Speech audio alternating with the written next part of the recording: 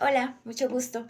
Mi nombre es Camila Bautista y el día de hoy, viernes 7 de febrero, vamos a ver algunos de los conceptos más importantes de lo que es contratos para nuestra clase de legislación laboral. Entonces espero que hoy aprendamos mucho y aquí tengo unas cuantas preguntas que nos van a ayudar a dirigir esta lección de hoy. Entonces, la primera pregunta dice, ¿qué función juega el outsourcing a nivel laboral? Para poder entender esto es necesario comprender qué es outsourcing.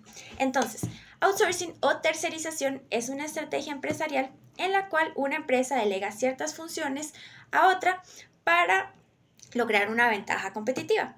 Algunas de las ventajas que se consigue outsourcing a nivel laboral es una reducción de costos, una flexibilización laboral, también puede ser una especialización y eficiencia y también ayuda mucho a lo que es la reducción de las responsabilidades legales porque a la hora de delegar la otra empresa se encargaría de esas responsabilidades laborales.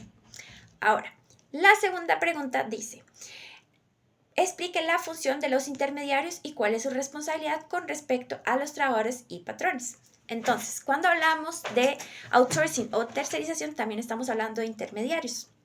Estos intermediarios cumplen la función de ser un puente entre los empleados y los patrones. Entonces, algunas de la incidencia o funciones de estos intermediarios a la hora de lo que es el tema laboral puede ser, por ejemplo, el reclutamiento y la selección, la administración de nóminas y contratos y la capacitación y formación de los empleados.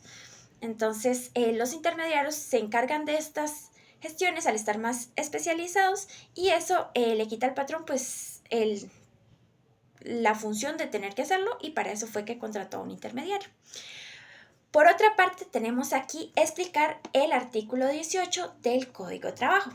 Ok, en este artículo del código vemos que se define lo que es la relación entre dos personas, el patrón y el empleado. En este artículo hablamos de lo que es el contrato. Ya como me imagino, muchos de nosotros a la hora de entrar a una empresa hemos tenido que firmar un papel, el cual se conoce como un contrato, en donde se definen pues cuáles van a ser las funciones que vamos a hacer, nuestras responsabilidades, nuestros derechos. Pero para que un contrato sea considerado como tal, tiene que llevar tres elementos básicos, los cuales vamos a ver a continuación. Entonces, el primero habla de la prestación personal del servicio. Entonces habla que el empleado le va a dar al patrono un servicio, el cual tiene que ser de forma personal a una persona física y tiene que ser único y exclusivo a esta persona. El segundo elemento que se tiene que tener en cuenta es la subordinación, es decir, que el empleado está subordinado a las órdenes de su patrón. Es decir, que el patrono le tiene que decir cómo hacer las cosas y el empleado tiene que seguir a la letra lo que le diga el patrón. Si no lo llegara a cumplir, estaría pues sujeto a que posiblemente se le sancione, ya sea con una amonestación escrita, verbal o, dado el caso, podría llegar a un despido. Pero eso ya serían pues amonestaciones ya un poco más severas dependiendo de cuáles sean pues lo que se quiera sancionar. Ahora bien, la siguiente pregunta dice, ¿en qué se diferencia un contrato de trabajo de un asalariado con respecto a un contrato por servicios profesionales? Esto es muy importante tenerlo en cuenta para que no haya confusiones de ningún tipo. Entonces, lo que debe saberse es que a la hora de contratar un servicio profesional no se está teniendo aquella relación de subordinación que la que estábamos hablando anteriormente. Esta relación de subordinación no existe a la hora de servicios profesionales porque uno nada más los contrata por un motivo en específico y no para que sea exclusivo para que le dé ese servicio a uno, sino que nada más lo contrata a ese momento, ya pasado ese momento y ese trabajo, pues ya no se vuelve a tener ninguna relación y no es exclusivo para solamente de uno. Entonces, si se contrata a una persona por cierto tiempo, por cierta cantidad de horas y para que dé un servicio en una cierta presentación, esto sería más que todo un contrato de servicios profesionales y no un asalariado como tal. Ahora bien, es importante entender que existen diferentes tipos de contratos. Ya definimos cuáles son los elementos que deben tener, pero también existen diferentes situaciones para las cuales son importantes cada cierto tipo de contrato.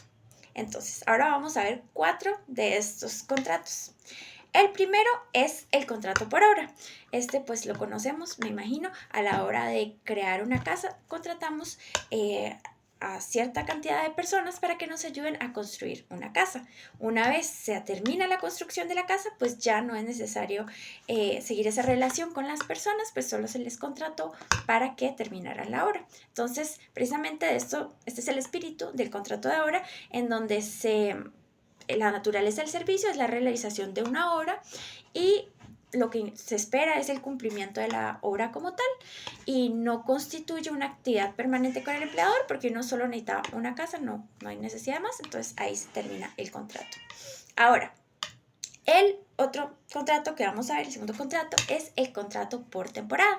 Esto es muy común en las plantaciones, por ejemplo, a la hora de recoger café, se les contrata por cierta cantidad de meses durante la época en donde es necesario el café. Una vez se termina la temporada del café, pues ya no es necesario sus servicios por ese momento. Entonces, hasta ahí está el contrato.